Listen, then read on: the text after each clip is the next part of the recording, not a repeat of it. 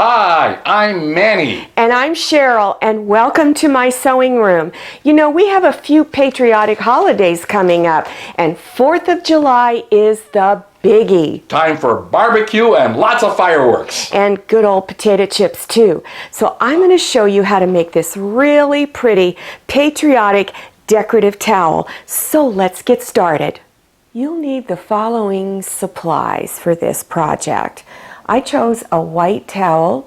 You can use a solid blue towel or a solid red towel if you like. My towel is about 16 inches wide.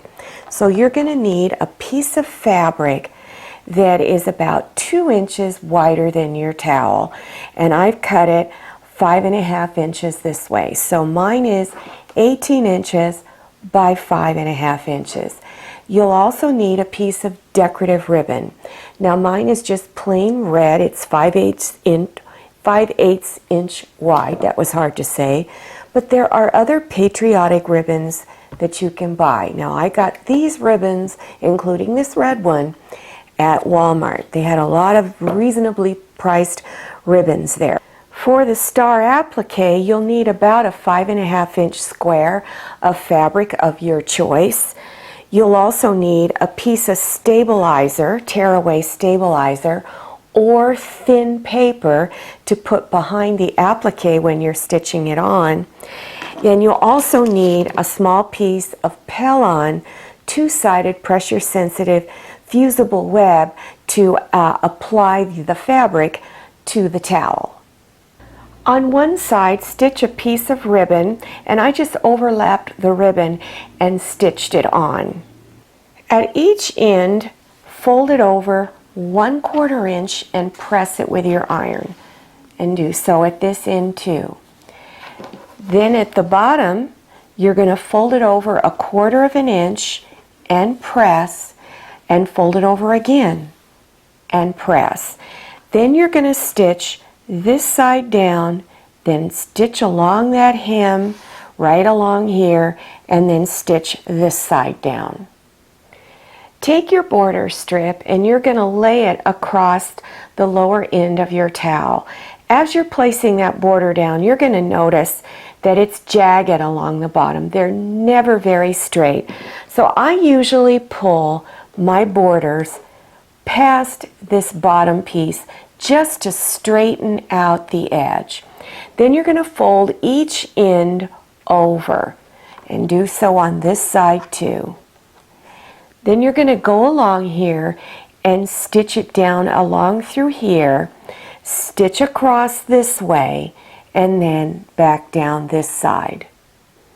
I want to go over the process I went through in order to get my star made to the right size that I wanted. Here is some fabric, and you can tell by the size of my hand, the stars are small. I put this piece of fabric in my photocopier printer, enlarged it by probably close to 200%, and then I had to enlarge it a couple of more times after that, and I wound up with a star pattern that big. That's one way of getting your star. You can also go to craft stores. And for instance, we have Michael's Craft in the area that I live. And they sell little wooden templates. Also, Joann's sells little wooden templates. Sometimes you can find star templates that you can use. But if you don't have access to any one of those, and believe me, you can also use a cookie cutter. There's lots of star cookie cutters out there. That's another way. So I drew a grid and I traced my star template on it so you could get an idea of possibly how to draw your own star template. Okay, so once you've got your template drawn, and here I put mine onto cardboard because I can use this over and over again. It's little thin cardstock. So take your two-sided fusible web, and on the back it's plain white paper, and on the front it's got blue grid lines on it.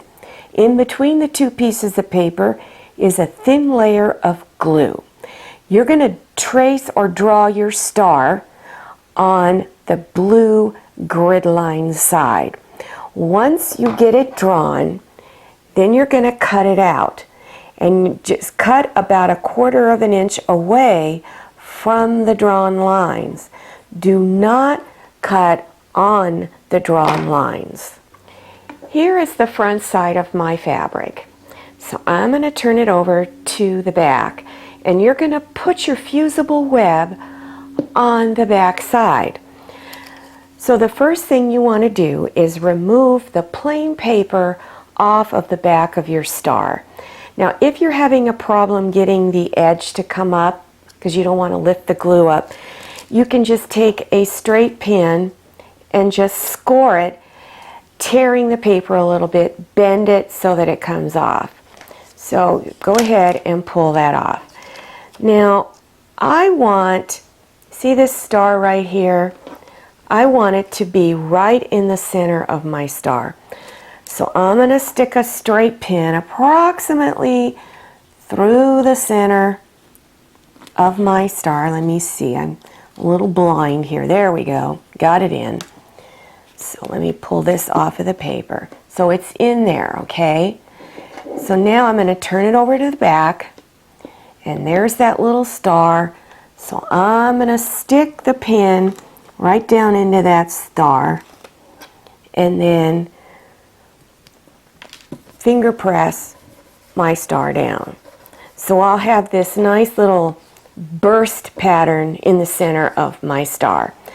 After you've got it all finger pressed down, you're going to go ahead and cut it out, and this time you will cut right on the drawn lines. Fold your towel in half.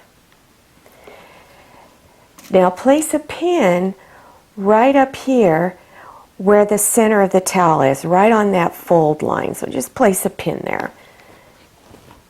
Open the towel up, and now you're going to decide about how far away from the border down here do you want to place your star. So I've decided to place it right about there. Maybe I have a 1/2 inch or inch above the line right there. So I kind of know that this little crease right here is going to go right where that pin is. So of course now you're going to remove the blue grid line side of the paper off. And again, if you have problems removing it, tear that paper with a straight pin and then bend it and pull it off. Okay, so here I'm going to go, placing it there, and just tap it for now. Because if you don't have it exactly where you want it, you can lift it up easily, turn it, put it in any direction that you want. Okay, so once you've got it where you think you like it, okay, then finger press it down. The next step is to permanently fuse it to the towel. So you want to follow the instructions on the package that came with your fusible web to tell you exactly what you need to do. My Pellon package tells me to place a damp cloth over it. I usually keep a spray bottle and I just spray it down. Okay. Then with a hot iron with steam, place it over your applique. Then, like I said, follow the instructions. I usually keep mine down for 12, maybe 15 seconds to make sure it's really on there. Then after you're done, you just lift this off. I usually let it cool down for a moment before I do the applique stitching. Then after that, the next step is to do your stitching around the edges of the star. After your applique has cooled down, now you want to go to your sewing machine, and this is an open toe presser foot. If you have one of these, I recommend that this is what you use, because there's nothing in here covering the needle. The needle is completely exposed to you. So it's real easy to see exactly where you are stitching. Now I'm going to use a medium width satin stitch. So if you have a satin stitch on your sewing machine, I recommend you use that. Most of your newer machines that are out now, even the inexpensive ones, have some embroidery stitches on it. So look at the ones you have, then test it out on a piece of fabric like I did. Practice going around a corner because you're going to be going around corners here. So practice that. Then have this on, and I'm going to use red polyester thread. So you can see exactly where you're stitching. You get down here, when you get to these corners, leave the needle down and turn your star towel and then begin stitching down the other side so you don't lose the spot where you are when you're stitching. So just before you start stitching, you want to take your stabilizer here, didn't want to forget this, put it behind your star. You might want to place a few pins. Make sure the entire star is covered. Place a few pins here, out in here to hold it down, then do your stitching. After you're done with your stitching, don't forget to go on the back side and tear off your stabilizer. For more decorative towel ideas, go to the green screen at the end of this video and click on the links. I hope you enjoyed this video. If you did, would you please click on thumbs up, and don't forget to click on share to share it with your friends, and don't forget to also click on that subscribe button. Enter your email, click on that little bell so you receive email notifications about my latest video. And if you're subscribing and you're not receiving it, make sure you have notifications turned on your iPhone and your iPad. Thank you all so much. See you next time, and happy sewing.